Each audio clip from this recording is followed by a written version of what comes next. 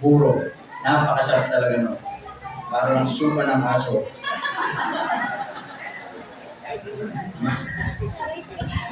Maasim-asim pa yung amoy.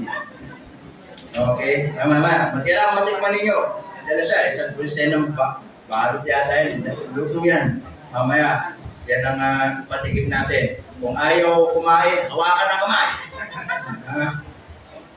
Para matikman. Okay, sabi ng Bible in John chapter 15. Ayaw kumain ng puro, ha? Pagtulungan natin mamaya. John chapter 15 in verse 1. Okay, verse 1. Sabi po ng Bible dyan, John chapter 15 in verse 1. Sabi ng Bible, I am the true vine, and my Father is the husbandman. Every branch in me that beareth not fruit, he taketh away, and every branch that beareth fruit, he purgeth it, that it may bring forth more fruit. Now ye are clean through the word which I spoken unto you. In verse 4, this is our keyword. Sabi diyan, abide in me and I in you. As the branch cannot bear fruit of itself, except it abide in the vine. No more can ye, except ye abide in me. Tayo po muna yung manalangin. Panginoon, salamat po ng marami sa umaga nito. Salamat po sa inyong mga salita na akong nabasa. And Lord, I pray that you help us, Lord, and speak to us this morning. Open our hearts and our minds, and teach us, oh Lord, something that we can apply sa buhay po namin. Salamat po sa mga anak ninyong nandito. Muling po sa iyo rin po at mga puso at paunawaan ang aming pong pag-aaral. Salamat po at kayo po mapapurihan o Diyos na Banal na Espiritu, mangusap po kayo sa puso ng mga anak po rin. Sa pangalan ni Jesus kami po dumadala. Amen at amen. And you may now take your seat.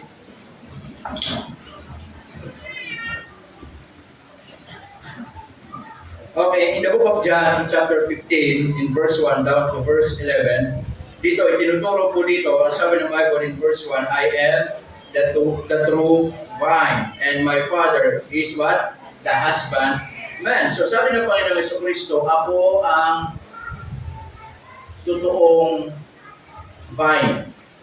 Amen? Sabi doon, ay tayo po yung mga branch, tayo po yung mga sanga. And then in verse 4, abide in me and I in you, sabi yan, as the branch cannot bear fruit of itself. Kaya po, meron po isang kasabihan na sabi, ako din, God without man is still God. But man without God is nothing. Tama po ba? Don't make me wrong, ang totoo niyan, hindi naman tayo kailangan ng Diyos. Tama? Walang mawawala sa Diyos kahit wala tayo. Tama? We don't need God. God hindi tayo kailangan ng Diyos, mga kapatid. Tayo kailangan natin ng Panginoon. Amen, mga kapatid? Ang Diyos po ay nag-exist kahit wala po tayo. Tama po ba? Pero tayo, hindi tayo mabubuhay kung wala ang Diyos sa buhay po natin. That's why in John chapter 15 in verse 1 to 11, you will study about the blessings of abiding in Jesus. Ano yung mga pagpapala kapag tayo ay nananatili sa Panginoon? Kasi po, kung tayo po ay hindi mananatili sa Diyos, hindi tayo pagpapalain ng Diyos. Abide means to stay. It means to stick, means to glue. Nakadikit. At kailangan huwag tayong aalis doon sabi doon, we are the branches. Hindi tayo pwedeng mawala doon sa puno. Hindi tayo pwedeng hindi nakakabit. Amen po ba mga kapatid? Dahil kapag tayo po ay umalis, sabi doon, ay kumbaga sa isang sanga, matutuyo na lamang. Then ang pakinabang, panggatong. Amen mga kapatid? So the blessing of abiding in Jesus. There is a blessing if we will stay on the Lord. Amen? There is a blessing if we will stay, abide. Ang sabi ng Bible in verse 4, abide in me and I in you. As the branch, sabi yan, cannot bear fruit of itself. Nakakita na kayo ng sanga na lumalago, nagbubunga nang hindi nakakabit sa puno? I believe wala po. Amen mga kapatid? And even nakakabit sila doon sa puno, hindi sila totally nagbubunga dahil sa mismong sa kanila, kundi dahil doon sa puno. Tama mga kapatid? Na ibig pong sabihin, hindi tayo nagbubunga ng sarili natin dahil sa sarili natin, kundi dahil nakakabit tayo sa Panginoon. Amen mga kapatid? Number 1 na gusto kong ibahagi sa inyo, the blessing of abiding in Jesus. In verse 1, mga kapatid, hanggang verse 4, makikita po natin, you have abundant fruitfulness. You have abundant fruitfulness. Kaya po ang isang tunay na mananampalataya, tunay na anak ng Diyos, na hindi umaalis sa Panginoon at nagtitiwala sa Panginoon ay nakikitaan ng bunga sa kanya pong buhay. Amen mga kapatid? Amen. Malino po, ang sabi ng Bible dyan, in verse 4, abide in me and I in you, as the branch cannot bear fruit of itself. Hindi tayo magbubunga ng sariling atin. Hindi tayo magiging mabunga. Hindi tayo magiging sagana kung sa sarili lang natin. Kaya naman tayo pinagpapala kasi po tandaan natin nasa Panginoon tayo. Kaya lang naman tayo nakakagawa kasi nasa Panginoon tayo. Kaya lang tayo nakakausad sa buhay natin kasi nasa Panginoon tayo. Kaya lang naman tayo na ginagamit ng Diyos kasi nasa Panginoon tayo. Kaya naging okay ang buhay natin, nasa Panginoon tayo. Pero mga kapatid, kung alisin natin yung buhay natin sa Diyos, lahat ng mga nabanggit na yun ay magiging kapaligtaran. Hindi magiging maayos ang buhay mo. Wala kang kapayapaan sa buhay. Hindi ka gagamitin ng Panginoon. Hindi ka magiging mabunga. And you will find out yung sarili mo na wala sa kalooban ng Diyos. Amen. Tama mga kapatid? Can I ask you, kaya mo bang mabuhay ng wala sa Diyos? Kaya mo bang mabuhay nang hindi mo na kailangan ng Panginoon? Kaya mo bang mabuhay na sa sarili mo na lamang mga kapatid? Ang sabi ng Bible in verse 5, I am the vine, ye are the branches, he that abideth in me, and I in him, the same bringeth forth much fruit. For without me, you can do nothing. Amen. Amen mga kapatid? Amen. For without me, sabi ng Bible dyan, ye can do nothing. Mga kapatid, wala tayong magagawa sa buhay na to kung wala tayo sa Panginoon. At hindi tayo magiging effective kung wala tayo sa Panginoon. Hindi tayo magiging mabunga kung wala tayo sa Panginoon. Hindi tayo magpapalain kung wala tayo sa Panginoon. Gusto mo maging maayos ang buhay mo, nasa Panginoon ka dapat. Amen mga kapatid, hindi magiging maayos ang pamilya mo pag wala sa Panginoon. Hindi magiging maayos ang mga anak mo pag wala sa Panginoon. Hindi magiging maayos ang trabaho mo pag wala sa Panginoon. Everything patungkol sa area ng buhay natin, gusto natin maging mabunga, gusto natin yung fruit maging abundant. Sabi doon, huwag kang halis sa Panginoon. Stay with the Lord, amen? Stay with the vine. Tama? Kaya na ba natin mabuhay sa sarili natin? Yes, nakakapagtrabaho ako. Yes, nakakagawa ako. Kapatid, sino nagbibigay ng lakas para magtrabaho ka? Hindi ba ang Panginoon? Paano kung isang araw ipagmalaki mo yung katalinuhan mo, ipagmalaki mo yung pinag-aralan mo, ipagmalaki mo yung kalakasan mo, ipagmalaki mo sa Diyos na kaya mo nang mabuhay kasi malaki na yung kinikita mo. What if one day, sabihin ng Diyos, okay, I will give you test, subukan kita, bigyan kita ng sakit, bigyan kita ng karamdaman, tignan ko kung kanino ka didepende ngayon. Di ba, pag naging ganun ang sistema, ganun ang ginawa ng Diyos, ang sasabihin ulit natin, Panginoon, babalik ako sa iyo.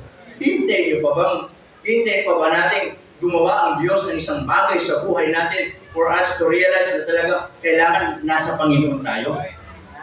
Na kung pwede naman pala na maging masaya ang buhay, mga kapatid, na nasa Panginoon. Amen, mga kapatid? Amen. That is the blessing, mga kapatid, of abiding in Jesus. You have abundant fruitfulness. Amen? Kailangan magbubunga. Hindi pwedeng walang bunga. Tama? Ang isang sanga, mga kapatid, na nandoon sa puno, darating ang araw, magbubunga yun. Meron, mga kapatid, season season time, mga kapatid, kung kailan siya magbubunga. Tama po ba? Sabi ng Bible dyan, napakalinaw. Di po ba, mga kapatid? If you abide in me, abide in you.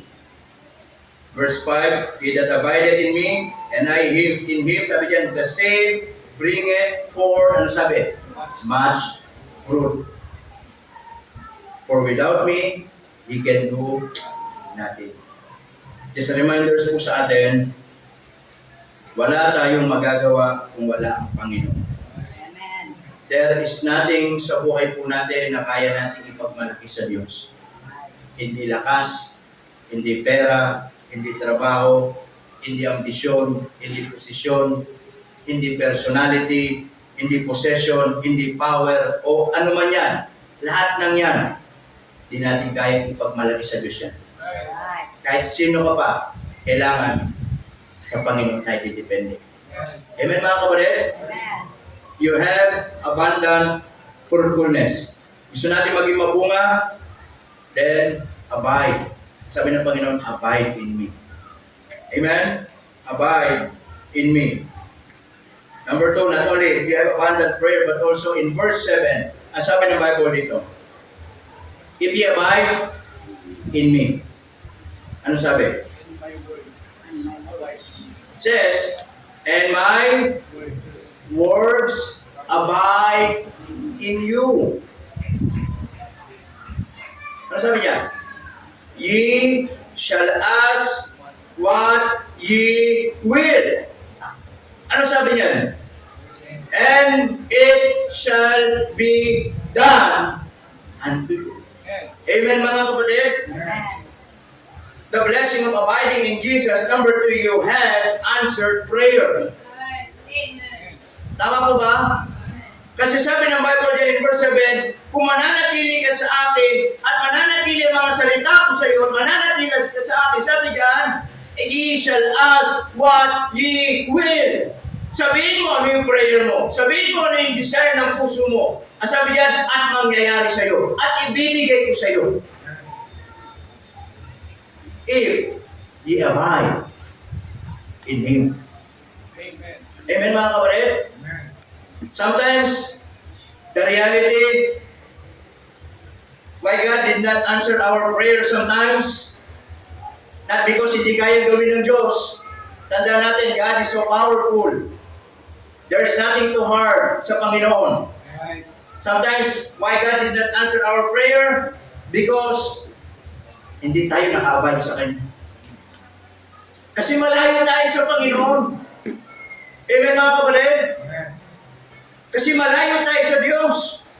At kailanman hindi sasagutin ng Diyos yung personal prayer natin kung tayo ay hindi nananatili sa Panginoon. Abay, unfair naman yun. Kahit pala lumayo sa Diyos, pwede sagutin ng Diyos yung prayer. Pwede naman pala yun, kahit maging matigas ang ulo sa harapan ng Diyos, sasagutin pa rin ng Diyos yung prayer. Pwede pala yun, kahit pala maging backslider ako, sasagutin din ng Diyos yung prayer ko. You know what? If you are far away from God, there is only one thing that God answer your prayer. You know what is that? Mga kapatid? The prayer of returning. Alam niyo ano sasagutin? Isa lang yung sasagutin ng Diyos kahit malayo ka sa Panginoon. Alam niyo ano yun? Yung ikaw mag-pray sa Panginoon, Panginoon, gusto ko na pong bumalik sa iyo. Then, God is waiting. Tataboy ka ba ng Diyos pag babalik ka sa Kanya?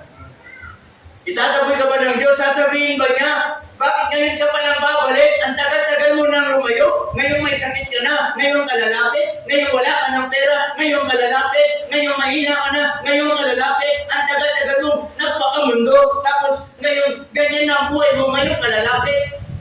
Oh, God is waiting. Amen. Kahit nagpakasagana ka sa mundo, and if you're willing bumalik sa Panginoon, God is open arms. Amen, mga kapatid? Like the prodigal son, he tried everything and lose everything. Sabi niya, buti pa dun sa bahay ng tatay ko, yung mga katulong niya, masarap ang pagkain. Ako, ang kinakain ko ay pagkain na ng mga baboy. Naubusan na ng pera ko. Sabi niya, kahit hindi na ako ituring anak, kahit ituring na lang akong isang servant na lang niya, basta nandun ako, okay na sa akin yun. Nung umuwi siya, yung tatay niya is waiting. Amen. And he ran. And happy. Masaya. Ang sabi sa kanyang mga servant, nandito na yung anak kong matagal nang nawawala, ngayon nandito na. Magkaroon tayo ng kasiyahan. Amen, mga kapatid? Alam niyo po, ang Diyos ay naghihintay lang sa mga taong malayo sa Kanya. Amen, mga kapatid? That's why the blessing of abiding in Jesus, you have answered prayer. Amen? That's why sometimes God did not answer our prayer kasi malayo tayo sa Kanya. And the thing na pwede mong gawin sa Kanya, na unang pwede mong gawin sa Kanya, mga kapatid, bumalik ka sa Panginoon. Tama? Bumalik ka sa Diyos. Sabi ng Bible dyan, abide in me. At hindi lang sa Panginoon, sabi, sa Kanyang mga salita. Amen po ba? Amen. Abide in me and my words. And whatsoever you shall ask. Sabi ng Panginoon, shall be done. Amen, mga kapatid? Amen. Pero pastor, bakit minsan naman kahit matigas ang ulo ko, meron mga prayer na sinasagot ng Diyos? Pastor, bakit meron naman mga minsan, kahit pasaway ako ay sinasagot ng Diyos yung prayer ko? Kahit backslider ako, sinasagot ng Diyos yung prayer ko. Panginoon, Pastor, bakit hindi ako nagbabasa ng Bible, hindi ako nagpe-pray, hindi ako nag-involve sa church, kahit malayo ko sa Panginoon, pero I think sinasagot ng Diyos yung prayer ko. Tingin niyo po ba mali yung sabi ng Bible? You know what? Why sometimes you feel na sinasagot ng Diyos yung mga prayers ninyo? Listen to me. Not because of your prayer. Amen. Kahit malayo ka sa Diyos, then you think sinasagot ng Diyos yung prayer mo, it's not because of you. It is because somebody praying for you. Somebody praying for your prayer request. Somebody concerned for you. Hindi po sa'yo, kundi may mga taong nagpipray para sa'yo. Amen, mga kapatid? Amen. Pero hindi ba mas masarap sa pakiramdam kung mismo, personally, answered prayer sa atin? Amen, mga kapatid? Hindi po ba? So you have answered prayer. Ayan, wala na. Papay-stop ko na ba? Papay-stop ko na? Problema, nakakulong yung nagpapay-stop. Paano niya mapay-stop? Okay. Sabi ng Bible dyan, if ye abide in me and my words abide in you, ye shall ask what ye will. Naintindihan niyo po yung blessing, kapatid, na tayo nakakabit sa Panginoon o nakabay sa Panginoon. Sabi doon, mga kapatid, ano sabi dyan? Sa verse 7, ye shall ask, ano sabi? What ye will. There is no limit. It's a blessing. Amen. What a privilege. Amen? What a great honor and privilege, mga kapatid, na meron tayong Diyos na sabi niya, ye shall ask what ye will. Kapag sino ba tayo para humingi sa Panginoon? Sino ba tayo para sabihin ng Diyos, kahit anong hingin mo, kahit anong sabihin mo. Hindi ba napakasarap sa pakiramdam? For example, ay dalhin ako ni Sister Cheryl sa SM. Tapos sabi niya kay Pastor Anjo, whatsoever you shall ask in my name, it shall be done unto you. Wait, dapat ang sarap sa pakiramdam. That there is someone talaga magte-take over. Merong someone na hindi ko magbabayad, pipili ka lang, hihingi ka lang. That's the blessing. Amen mga kapatid? Oo. Malay natin, di ba? Pumunta ka agad ako dun sa SM department store. Tapos, pumunta ako sa mga long sleeve, yung mga araw ang brand. Tapos, pupunta ako dun sa mga pantalo, di ba? Ano ba yung mga brand ng pantalo? Ayaw ko yung mga araw din na siguro para mas mahal. Tapos dun sa second floor, yung mga sapatos. Kasi sa first floor, yun yung mga paro long sleeve. Sa second floor, mga sapatos. Pupunta ako sa mga cash puppies. Yan. Mga floor shine. Di ba? Tapos ay pupunta ako sa tindahan ng mga sasakyan. Bibili ako ng Innova na yung gusto ko yung plate ZAL 299. Kahit gano'n lang. Okay na sa akin yung I don't want any kind of plate number. Just only one. Okay? Then color it doesn't matter to me. Kahit mga green gano'n, okay. Color, di ba? Okay na yan, kahit hindi maganda, pero okay na sa akin yun. Hindi naman ako masaya. Tama? Parang gano'n, yung mga suit ni Brother Romy, mga gano'n yata yung mga sasakyan na ano. Di ba? Anyway, the point is this.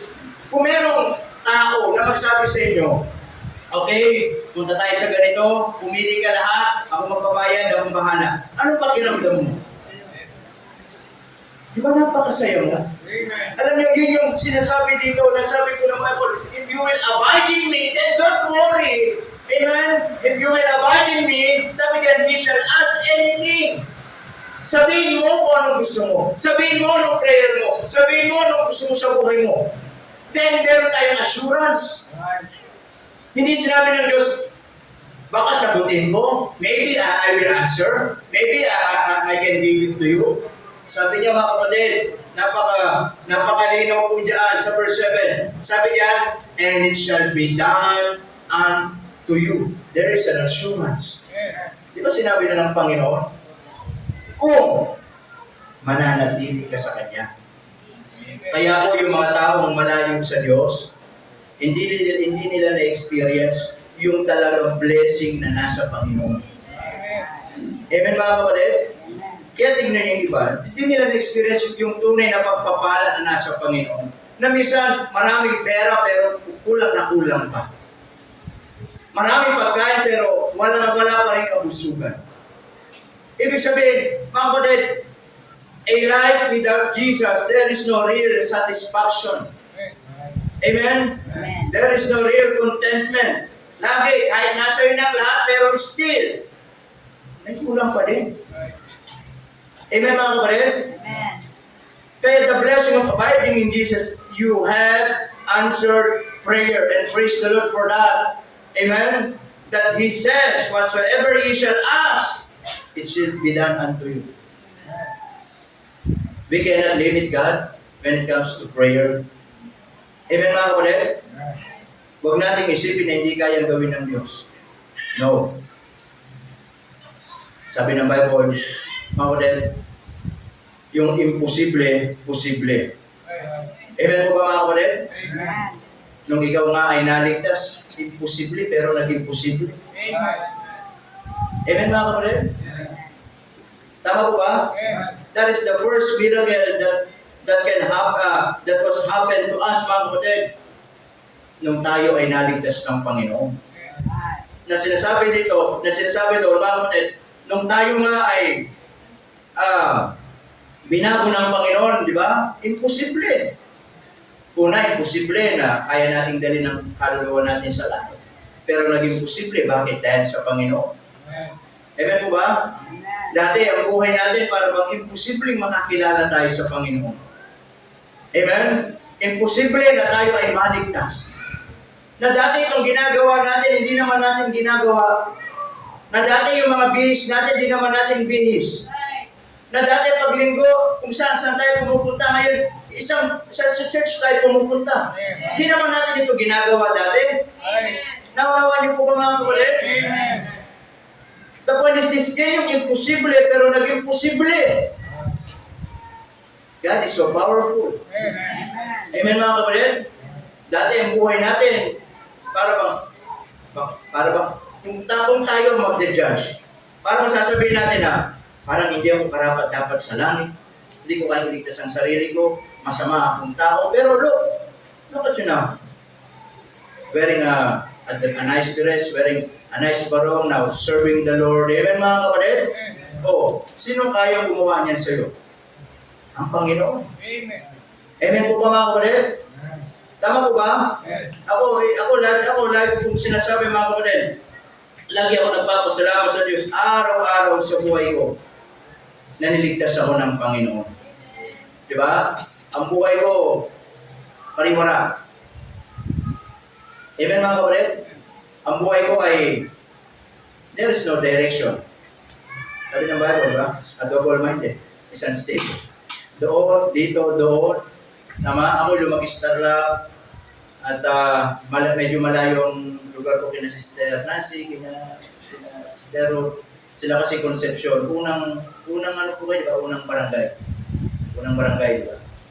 Kami malapit sa SM. 5 minutes nasa SM na kami. SM Tarlac. Doon ang ano po namin. Then, nakatira din po kami sa Riles. Kaya lang ang Riles sa amin, wala nang Riles. Sementado na kasi nung bata pa ako, kinamulatan ko na yung mga tao sa amin, ilalagari yung mga Riles. Hanggang binibenta sa mga dyan, hanggang naubos. Pati mga tarapesa, mga kahoy, yung mga pinakapako ng mga Riles. Ubus lahat. Ang bihira yan. Kaya wala makadaan tresa sa dada. Di ba? At doon ako lumaki. Lumaki sa una, broken family, walang magulang kinalakihan, laki lang sa lola, barkada, mula elementary, natuto ng magbisyo. Ito lang yung sinasabi sa mga kabataan lagi. Di ba? Ito lang, kahit magsawa kayong pakinggan ito, mga kapatid, hindi ako magsasawang magsabi sa inyo. Magpasalamat kayo, meron kayong magulang. Magpasalamat kayo na sila'y naligtas, nakakilala sa Panginoon. Ngayon, kayo ay naligtas, bata pa lang, tama, bata pa lang, may salita ng Diyos, tinuturuan kayo, lumalaki kayo sa church, ipagpasalamat nyo yan. I was saved when I was 16 years old, pagkatapos ko mag-graduate ng high school. That time, dahil release, walang pera, hindi na ako kaya pag-aralin ng lola. Ay sabi ng lola ko, hindi na kita kaya pag-aralin, mag-PMA ka na lang. PMA, pahinga muna ako. Walang pera eh. Ibig sabihin, wala. Ganun ang buhay. Di ba? Sinasabi, ito lang sinasabi, kaya tingin ninyo sa barkada, masaya sa barkada, hindi po. Kung merong isang dapat ninyong iwasan sa buhay niyo yung pakikipagbarkada. Walang para mabarkadang iayusin ang buhay ninyo, masisira ang buhay ninyo. Lahat ng yan. Nung high school ako, lahat ng klase ng fraternity, sinubukan ko. Kasi, barkada. Kailangan, kung ano yung uso, gawin mo para may kaibigan ka. Di ba? Kailangan magbutas ng tenga, mag-inom ng alak, manigarilyo. Lahat ng yan, I tried everything. But when I was saved, when I got saved, all of those things, regret sa buhay ko. Pinagsisiyan ko. Sana pala, hindi ko ginawa. Pero, wala kasing nag-guide sa akin. Amen mga kapatid? Pero the point, mga kapatid, after that, mga kapatid, there's someone na nag-pray sa amin na may maligtas din, ako'y naging bunga niya, na ako'y nakakilala sa Panginoon. And could you imagine, ako, if I'm going to judge myself, I can say that I'm hopeless. and I don't deserve heaven. Pero naligtas. Amen mga kapatid? So ibig kong sabihin, there is, mga kapatid, wala pong imposible sa Panginoon. When it comes to prayer, there is no impossible. Amen mga kapatid? God is so powerful. Meron ka bang prayer sa iyong personal life? Then, mga kapatid, huwag kang susuko. Mag-stay ka sa Panginoon. Manatili ka sa Panginoon. Mag-abide ka sa Panginoon. Amen? At the right time, God will answer your prayer. Amen. Amen mga kapatid? Because that is the blessing. Sinabi ng Panginoon sa atin, kung mananatili kayo sa akin at sa aking salita, ano man ang hihingi ninyo, ibibigay ko. What a blessing. Amen mga kapatid? What a blessing. Tama? Kung tayo mawala ng pag-asa, I'm always praying for Innova Z299. Don't lose hope. Amen. Oh. Ano yung mamaya? Ibigin na Jesus. Verse 11. Lastly, in verse 11, ano sabi yan? These things I have spoken unto you. Ano sabi? That my joy, not our joy. Again, these things I have spoken unto you. That my joy, not our own joy. Hindi yung sarili nating katuwaan, kagalakan, kundi yung kagalakan ng Panginoon ay manatili sa atin. Amen. Sabi niya, yung joy ko, ako yun. Sabi niya ay might remain in you so that your joy might be full. Amen. Para yung joy natin magkaroon ng kabuluhan, magkaroon ng satisfaction, magkaroon ng reason para maging masaya. Amen mga kapatid? Amen. That our joy might be full because of the joy from the Lord na magre-remain sa atin. Naunawan po natin mga kapatid? Not only you have answered prayer, but also you have full of joy. Amen? You have full of joy. And that joy, again, is not our own joy. Wala pong sa buhay natin, walang tunay na kasiyahan at kagalakan. Tama mga kapatid? Sa buhay po natin, lagi yung joy na meron sa atin, laging empty, laging kulang, laging short. Na minsan, meron tayong mga bagay-bagay sa buhay, still, hindi pa rin tayo masaya. Because one of our nature is selfish. Amen po ba mga kapatid? Amen. Pero sabi doon, yung joy ng Panginoon ay mananatili sa atin. So that our joy might be full. Para yung joy na meron sa atin ay magkaroon talaga ng tunay na kabuluhan.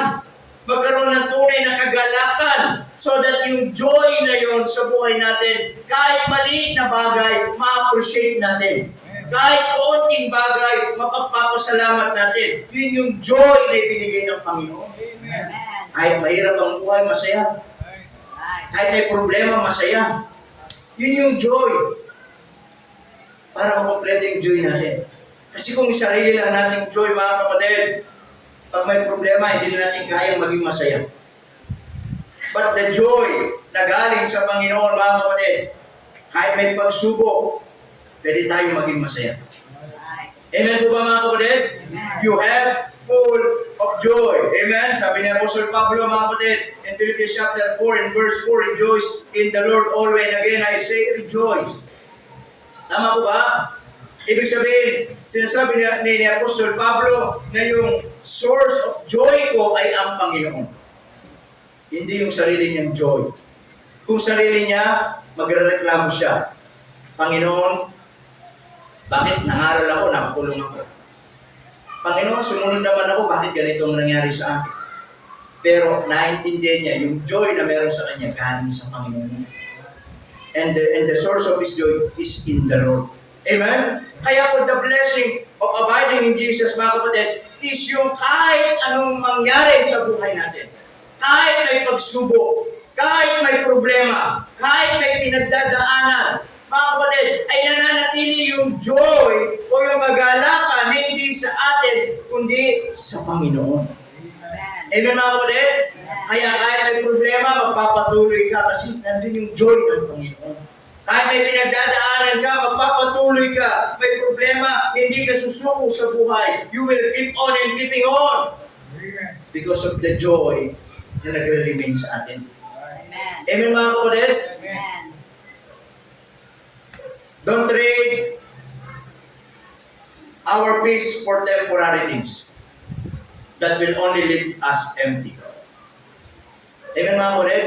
Huwag daw natin ipagpalit yung mga bagay dito sa tingin natin makakapagpasaya, makakapagbigay ng kapayapaan, ng peace of mind, but at the end, it's temporary. Amen mga kapatid? And at the end, it will leave us empty. Wala. Tama po ba? Amen. Kaya pinakapunto dito, listen to this. Ano man ang mangyari sa buhay, ups and down, huwag tayong aalis sa Panginoon. Amen. Stay, abide in Jesus. Amen mga kapatid? We stay, abide in the Lord. Amen? Kasi nasa Kanya po yung tunay na kagalakan. Tama? Nasa Kanya yung tunay na kasiyahan ng buhay. Amen po ba? Naunawaan niyo po ba yung sinasabi? Di ba? Na dumating ang araw, di ba? Parang tayo, may mga kanya-kanyang pinagdaanan. Pero, masaya ka pa rin ba sa Panginoon? That is the joy of the Lord. Yung joy ng Panginoon, sabi doon, remain. Amen? The purpose ng joy ng Panginoon, para yung joy mo na incomplete, maging complete. Nakunawa niyo po? Kasi kung joy lang natin, incomplete yun. Madali tayo magreklamo, madali tayo sumuko, madali tayo mag-question sa Panginoon, madali tayo hindi maging masaya, even though nasa atin ang lahat, but still there is no real happiness in our heart. There is no real contentment in our heart. Kasi incomplete yung joy natin. Amen po ba? Pero sabi doon, yung joy ng Panginoon, that your joy might be full. Sabi doon, yung joy ko, manatili sa inyo. Kasi yung joy mo incomplete, then magiging complete ngayon. Amen mga kapatid? Amen. At yan yung mararamdaman mo sa buhay dito sa lupa, na kahit may pagsubok, pinagdadaanan, masaya ka pa din. Amen po ba? Amen. Kahit may problema ka, magsisimba ka pa din. Kahit may problema ka, magbabasa ka pa din ng Bible. Kahit may problema ka, magpapatuloy ka pa din sa iyong pananampalataya. Hindi ka lalayo sa Panginoon. Hindi ka magbabackslide. Magpapatuloy ka sa Diyos kasi yun yung joy ng Panginoon. Amen mga kapatid? There is joy in serving Jesus. Amen? And sabi ng Bible dyan, in verse 11, these things might have I spoken unto you, that my joy, not our joy, sabi dyan, that my joy remain in you and that your joy might be full. Amen? Yung joy ng Panginoon, manatili sa atin. So that our joy might be full. Again, in verse 4, it says, abiding in you. As the branch cannot bear fruit of itself, except it abide in the vine. No more can ye except ye abide in me. Verse 5, I am the vine, ye are the branches. He that abideth in me, and I in him. Sabi dyan, the same bringeth forth much fruit. Ano sabi dyan? For without me, ye can do nothing. Again, hindi natin kaya mabuhay kung wala ang Panginoon. Amen? If you're not sure if you're going to heaven, hindi mo kayang makarating sa langit kung wala ang Panginoon.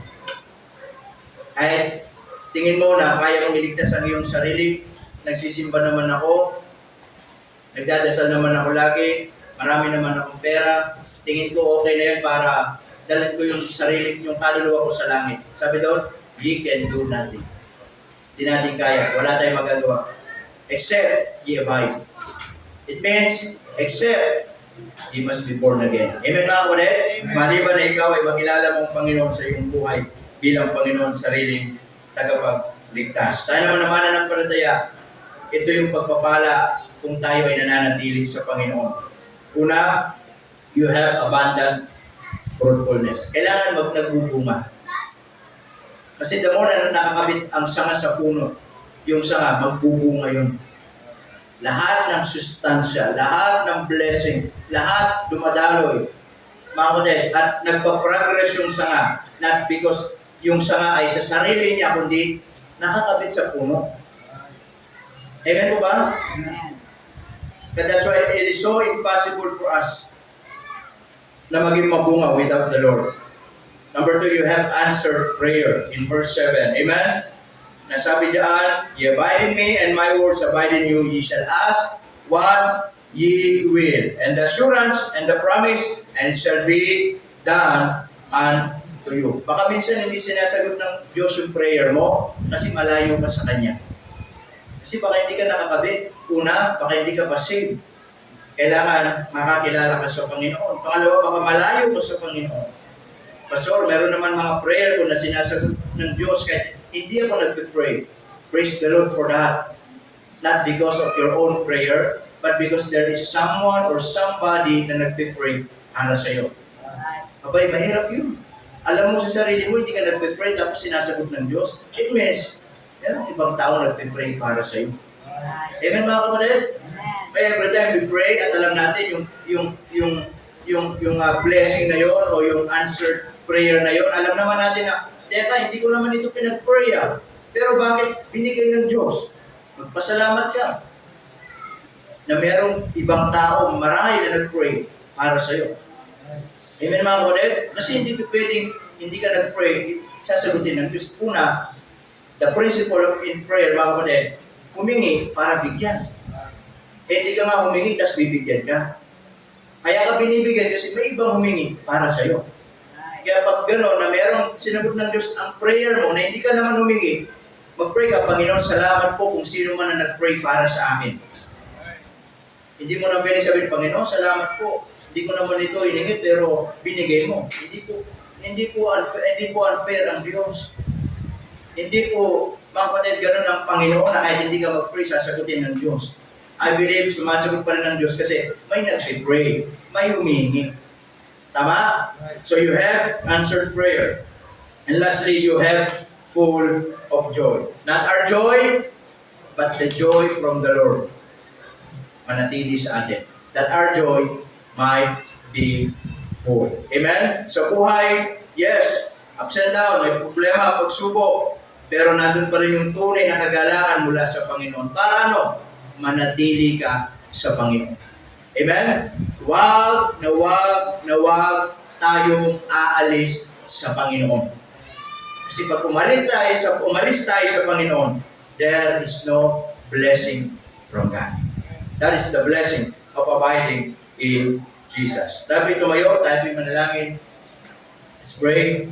Manalangin po tayo. Dakila namin Diyos na banal at makapangyarihan po sa lahat. Panginoon, marami pong salamat sa umagang ito na ipinagkaloob po sa amin. Salamat po, Panginoon, sa inyo pong mayamang biyaya and also for reminding us about the blessing of abiding in Jesus. Salamat po, Panginoon, that you save us and now we stay to you. You're the vine and we're the branches. Lord, help us, Lord, na umalis sa inyo kundi manatili kami sa inyo, Panginoon. Upang sa ganoon, yung mga blessing ng branch doon sa vine ay katulad namin na yung blessing namin na kami nananatili sa inyo, Panginoon, ay maranasan po namin. Na kami magbunga sa buhay po namin bilang isang mananampalataya. Na merong mga prayers na sasagutin po ninyo.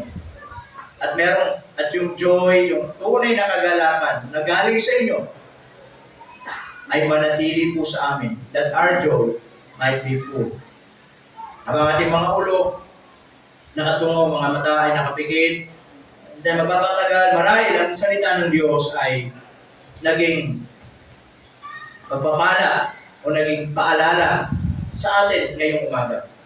But first of all, you must check your heart, check yourselves this morning. Ikaw ba ay nakabahid sa Panginoon? Ikaw ba ay nananatili sa Diyos ngayong umaga? O baka ikaw ay malayo na? Baka ikaw ay wala na sa Panginoon. That's why until now you're still fruitless. Your prayer ay still unanswered, and still your joy is incomplete kasi ay hindi ka nananatili sa Panginoon. Pero sa ating pong pinag-aralan ngayong umaga, na ang pagpapala ng tayo'y naka-stay sa Panginoon ay magiging mabunga. Mga prayers na sasagutin ng Diyos. At yung joy ay might be full. That in our lives, there must be ups and downs, struggles in life, but the joy from the Lord is motivating us to continue, na maging masaya at manatili sa Panginoon. Ang ating mga ulo, maraming salita ng Diyos. Sige, magpapala po sa atin. Maybe you wanna come this morning, meron na isilapin, ipagpasalamat sa Panginoon ngayong umaga. O marahil ngayon ay ikaw ay malayo. Malayo ka sa Panginoon ngayong umaga.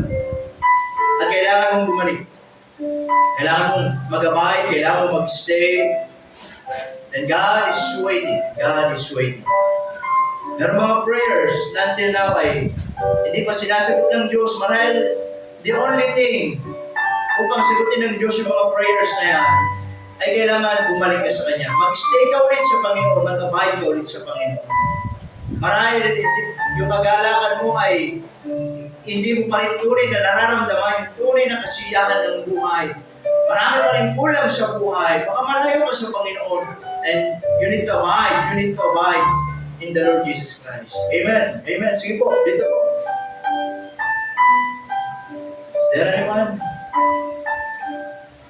Marami natin na isilap. Pagpasalamat o ipanalangin sa Panginoon. Sabi na natin na pag-aralan, without me, you can do nothing. Alam niyo, totoo po mga kapatid, ano man ang mangyari sa buhay natin, ano man ang makamtan natin sa buhay, lahat ng mga bagay na yan, hindi natin kayang ipagmalaki sa Diyos. Dahil ang totoo, ano man ang mga nakamtan mo sa buhay, hindi yan dahil sa iyo. Yan ay dahil sa biyaya lamang ng Panginoon. Sapagkat, ang sabi ng ating binasa, kung wala ang Diyos, wala tayong magagawa. Kung wala ang Diyos, hindi tayo mabubuhay. But all we need is God. Abahin God, abahin mo. Manatili tayo sa Panginoon. Meron pa po.